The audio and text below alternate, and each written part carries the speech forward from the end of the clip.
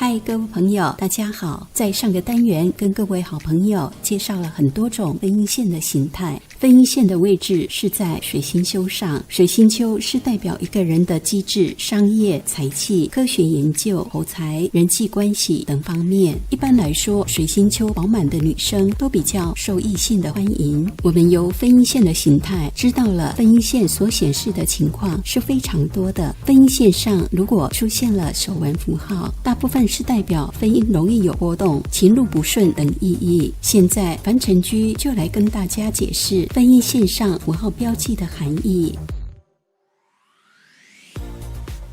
一、导纹，不论导纹大小如何，都是一种不好的象征。导纹在分阴线上所表示的是有障碍、与伴侣或家庭的冲突、心理不相容而敌视、对抗。一、导纹在分阴线的开头，表示婚前恋爱关系不顺利，会经历重重困难后才能在一起，到最后可以得到幸福。二、导纹在分阴线的中间，表示刚开始的时候顺利，爱情走到一半遇到困难，最后克服障碍走在一起。三、导纹在分阴线的末端，是表示没办法克服难关，可能因为疾病或纠纷造成分手离婚。四、一连串的导纹是表示配偶健康不佳，很容易生病，影响爱情关系和婚姻。二、十字纹和星纹，在手相学中，十字纹象征的是带来能量，也被视为吉祥的手纹符号。有十字纹不一定是吉祥的象征，十字纹在线上出现都主凶相，单独时才可能是属于吉祥象征。从分阴线的角度来说，它是代表婚姻生活和爱情问题的一个标记，表示容易与伴侣发生争执、分歧、争吵或分离，可能陷入三角恋爱，因此在婚姻生活中常常争吵。星纹是像个十字架与直线所组成的如放射状的米字，星纹大都是属于吉祥的手纹符号。从分阴线的角度来说，是以破坏的含义比较大。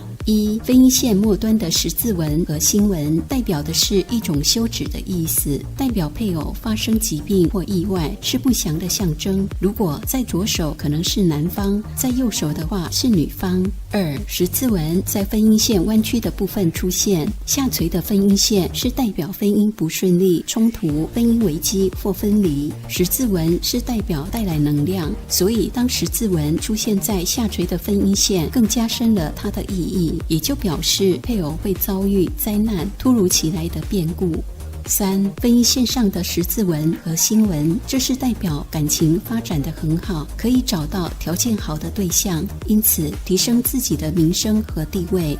三、分阴线上有直切线，有许多的直切线是表示这个人婚姻缘不太稳定，虽然有很多机会，往往付出心力却没有结果，容易错失良缘。除了自己努力之外，如果经由亲朋好友的介绍，可能有机会找到适合的伴侣。如果是下垂的分阴线上有直切线，是表示婚姻生活由于意外事件而造成分离，或因配偶身体不太好而有长期的困扰。四、分阴线末端像流苏状，是表示这个人有追求异性的手腕，因为用情不专，婚后还与外面的异性朋友有着亲密的关系，常惹麻烦，导致一方不能容忍，因此分居甚至离婚。五、分阴线上有黑色斑点，有黑色斑点出现，代表婚姻的休止现象，提示配偶可能因为疾病或其他原因导致婚姻中断，自己一个人独自生活。六、点状断续的分阴线是表示和爱人私奔，过着同居生活，没有正式的名分，或者是有一个不正常的婚姻生活。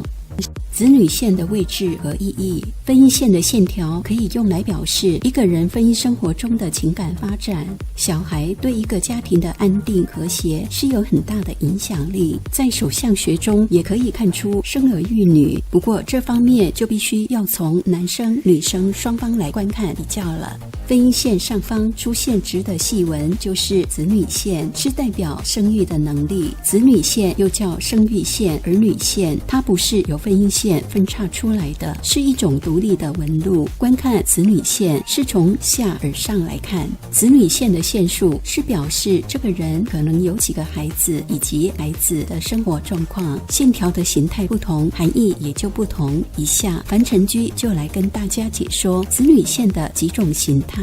一、精细深刻宽的线条是表示生男孩的象征。二、浅细又短的线条是表示生女孩的象征。三、线条非常简短又有中断，就表示因为某些原因导致小孩流失了。四、子女线的末端分叉是表示生双胞胎的几率很高。五、子女线的开端有倒纹是表示孩子比较虚弱，在幼年时期常常生病。六、子女线末端有倒纹是表示孩子比较难养大成人。七、弯曲的子女线是表示孩子经常生病，身体状况不佳。如果男生的手掌上有子女线，代表他的孩子体质较为健康；如果线条不清楚或与其他线条吻合，是表示他的孩子体质比较弱或生病。如果女生的手掌上有子女线，通常是表示子女数和外貌。子女线这些细小的直纹，如果有2行就表示有2个孩子，有3行就表示有3个孩子，但不是每个人都有子女线。一般来说，没有分阴线的人大部分是没有子女线的，而子女线细得像头发一样，用肉眼观看比较无法诠释子女线，所以会把子女线与其他相关的特征和线条结合一起来解释，以便预测一个人在生命中有几个孩子。在手相学里，子女线的直线区域，它是代表男生和女生的生殖系统。观看子女线配合手腕线的形态含义，再结合几项特征，这样对于判断一个人生命中有几个孩子会比较准确。以下是观看子女线基本的几项特征。一、多条粗大又笔直的线条，而且线条多，是表示多产，会有很多小孩，在这些小孩当中会出现有才能的人。二、金星丘，金星丘代表爱情、健康。金星丘发达、厚实、略带红色的粉色，是表示身体健康、爱情美满、精力旺盛，也代表了男生或女生的生殖功能良好，因此他或她可能会有很多孩子。相反的，如果金星丘平坦或比较薄，就表示孩子会比较少。三、小指代表子女和媳妇，如果小指的根部比其他各指来得低，小指看起来非常短，是表示孩子会比较少。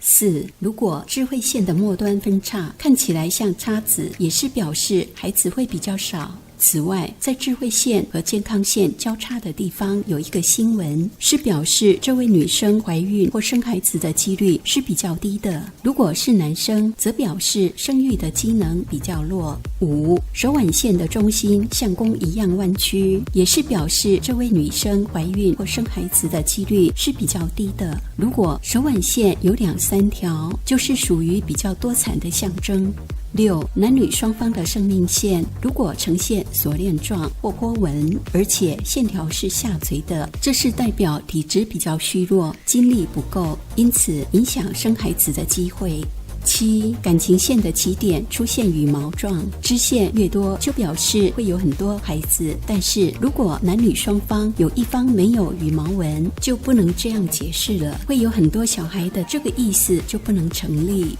八、如果分阴线的2侧有许多细线或水星丘呈锁链状，是表示这个人生小孩的几率是比较低的。好朋友，手相的解释必须由各方面来配合，不能以单一的线纹来判断。以上所讲的是观看子女线的基本要件，经过这些要件的检视、评估之后，才可以解释子女线所显示的大概子女数。影响线对命运线的配合位置，这两者之间对于婚姻方面也有深切的影响。下个单元我们一起来探讨命运线。对于这个单元有任何想法和建议，欢迎你在底下留言，我们下次见。最后感谢你的观赏，敬请订阅我的频道，并按下旁边的小铃铛，这样我有新的影片就会优先通知你。喜欢这部影片请按喜欢、分享、订阅频道。拜拜。